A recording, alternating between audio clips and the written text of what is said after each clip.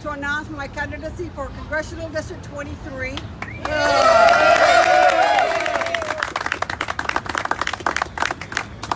I am here because I believe that I'm the better represent our district, District 23. You gotta forgive me because I'm not a public speaker. But I think I can handle Congress and the ladies out there. I think so. And I want to let you all know that I am an American of rich Mexican heritage.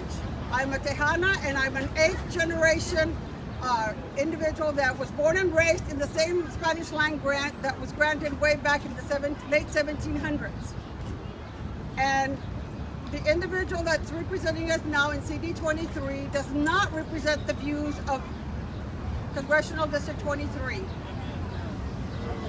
I want to give you a little brief history of my background so you all know where I'm coming from and why I stand very firmly with my beliefs and the values that represent Congressional District 23. I am a Tejana that was born into a very poor family of 10 kids. I was the oldest of 10, and we were all raised under a one-roof bedroom home with dirt floor. The kitchens were made out of dirt. Now, I say this to you all because I get accused of being a traitor to the Mexican American, and I call myself a Tejana, but I want you all to know that I'm not a traitor. I did not betray my people because I am an American. An American that bleeds red, white, and blue. The alternative, if I would have betrayed my people, I would be in Mexico, and I don't like what Mexico stands for. So I am here. I am a rancher, I'm a dentist, and I'm a teacher. I work 3 days at my office, Monday through Wednesday, and on Thursdays and Fridays I take care of my ranch. I have horses and cattle, and I also have chickens and turkeys. And the only animal that I allow on my ranch that's a Democrat is my little donkey named Pachita.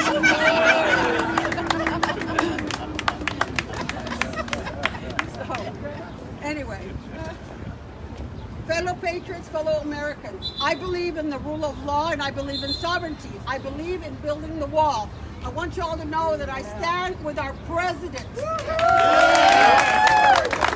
And those of you that listen to the media, you would think that we do not have a crisis on the border. I want you all to know that I have walked the border. I am the border. I am the face of the border, and I'm the face of Texas.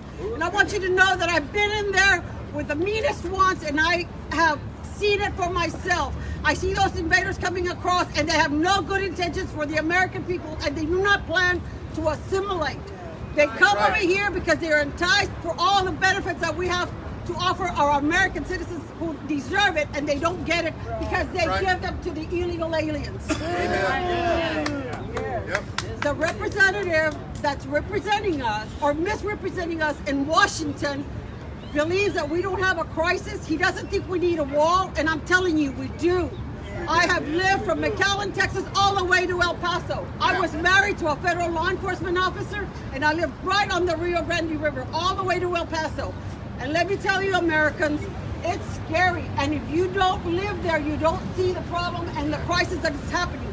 All the congressmen and senators who say we don't have a crisis, they're not even from Texas. They're not anywhere near Texas. That's right. And I resent the fact that these people want to make decisions for me and for those of us that live in this county and in this district and in the state of Texas. Yeah, build the wall. Build the wall. Build the wall. Build the wall. Build the wall. Build the wall. Our district is 58,000 square miles. Ladies and gentlemen, fellow patriots and Americans, you can fit 20 small northeastern states in my district.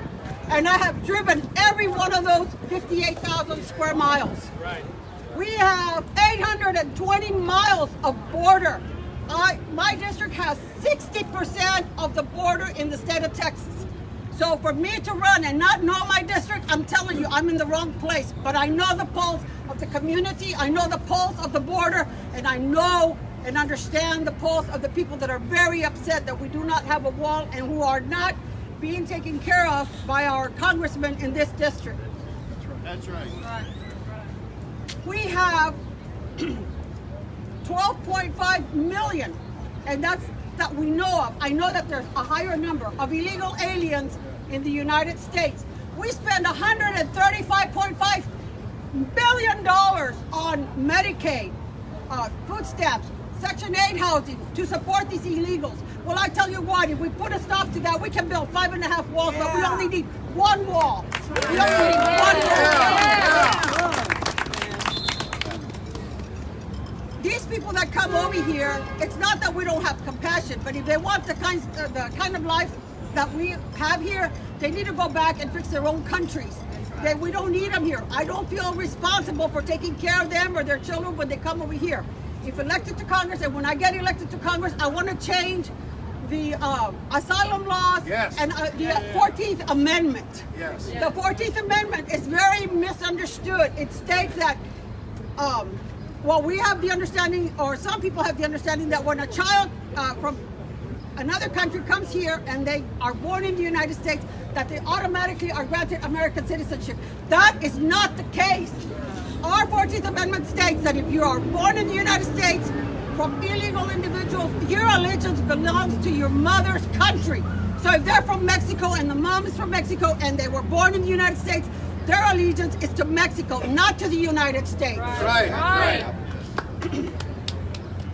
When those people come over here, we already have people that are struggling to make ends meet.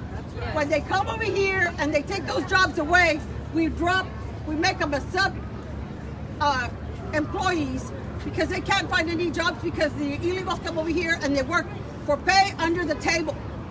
And many of you wonder, well, why does Mexico not do something? Well, we are the foster parent for Mexico. These illegals are the foster parents for Mexico because they send or they wire $28 billion a year to Mexico. Yep. Do you know how much money they make out of the petroleum industry? Only $18 billion. So why are they going to try to stop the illegal immigration into the United States? Now, we have a big crisis along the border, and 50% of the federal crimes are committed by illegal aliens. It's really, really sad that people cannot see that. People that are in elected offices cannot see the problems that we have. Now, the 28% of the people that are here in the United States, 3.7 million families get free medical, dental, and college education. We don't have that right. We have to work and put our children through college. So why should the illegal aliens even have that benefit? That's right. That's right. We have our population in the prison is very, very high. We have about 39% of the people in prison are illegal aliens. Now, I don't know if you all keep up with statistics. I do. And this last Friday, we had one police officer who was murdered by an illegal alien. Now they claim that, well, he's not. He's from Albuquerque. He voted in Albuquerque. My friends, even if you vote, does not make you an American citizen. We have a lot of voting fraud in the United States. In the last election, the Republicans won by 16 million votes. The Democrats want to make sure that they get at least between 22 to 24 million more illegals that they can be able to vote. That way they will be in continuous power for perpetuality. That's right. I am going to tell you right now and right here that the Democrats are also keeping up with statistics. You think that those of us that are concerned about the crisis on the border don't know how many people are coming? We do. We keep track. Well, the Democrats are doing the same thing. And when they reach that level and go beyond, I guarantee you they're going to go to the president and say, Mr. Trump, President Trump, we will give you the wall if you give DACA, DAPA, and all these illegals amnesty. That's what they're going to do. Well, my friends, I do not want any amnesty for DACA. I tell you right here and now. Amen. Amen. They say that DACA are children. No, these children are in their 30s. I don't consider them children anymore. They have had plenty of time to apply for American citizenship. And if they haven't, they don't want to become American citizens. That's right. Legally, yes. Now, I also believe in pro-life. I believe that all life is sacred.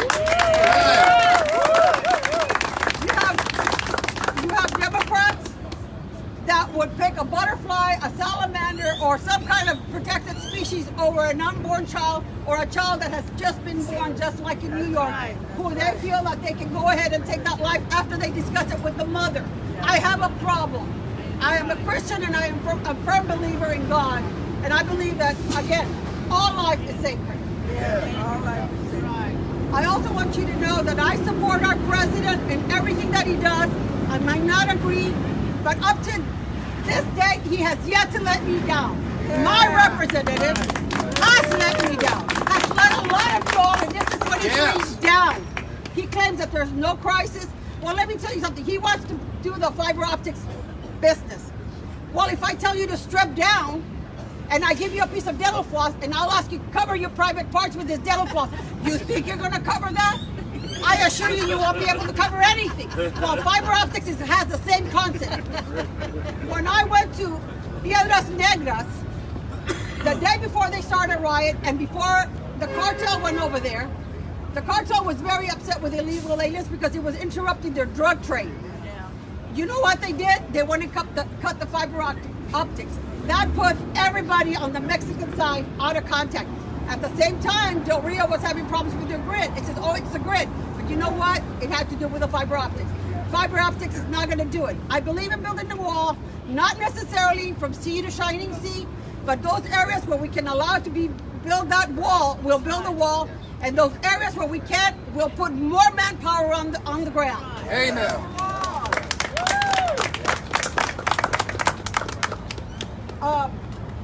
Something else that I wanted to tell you is they say, well, all the drugs are coming in through the ports of entry.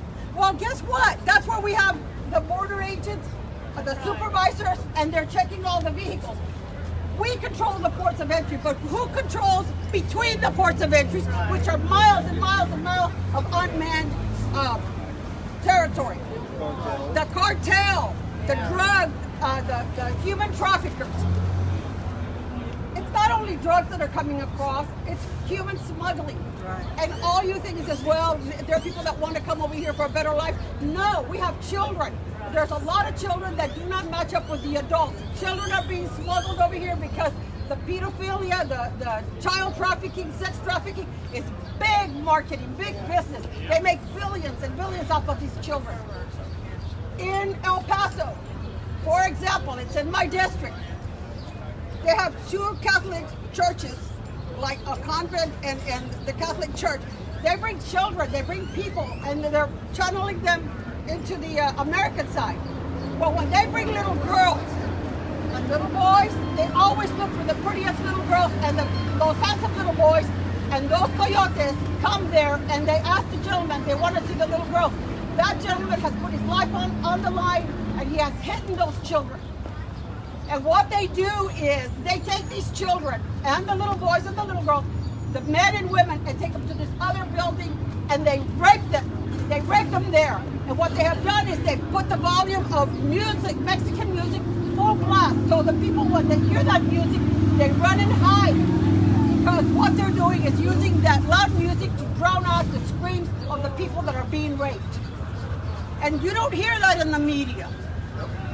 And it is really sad because this is happening. Many of you will go home to the safety of your community, the safety of your gated communities, and you don't even give it a second thought. I want you to remember what I say. In 2 weeks, I'll be going down to Mexico, not to Mexico, but down to the border. I'm taking a group of Christian women and an individual that works with President Trump, and I will take them along the border and show them where the crossings, where we have big crossings, and we don't even have a fence there, we don't have a wall. It's really sad, but they want to go back and report to the different congregations, to the different news outlets that will take their story back there. Anybody who would like to go, you're more than welcome to come. We will be making another trip to El Paso. I am the face of the border, I am the face of Texas, and I am the face of concerned Americans. I believe in the rule of law and sovereignty. My dear fellow Americans, when we have lawlessness, if somebody violates your civility, you give up your rights, because these people are not going to be tried in court. They're released, especially like San Antonio is considered a sanctuary city. Yeah. So we need to take our elections very, very seriously. Yes. And so with that, and no further ado, you all have any questions, I'll be happy to take questions from the audience. And thank you so much. God bless America. God bless the president. And God bless all of us.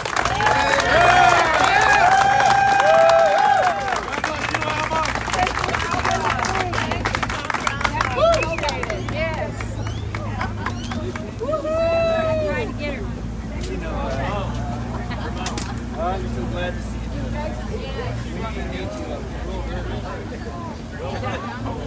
And we're all for you.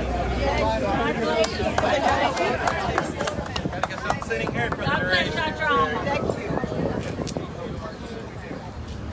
He's a veteran. He was in the Thank you, Dr. Alma.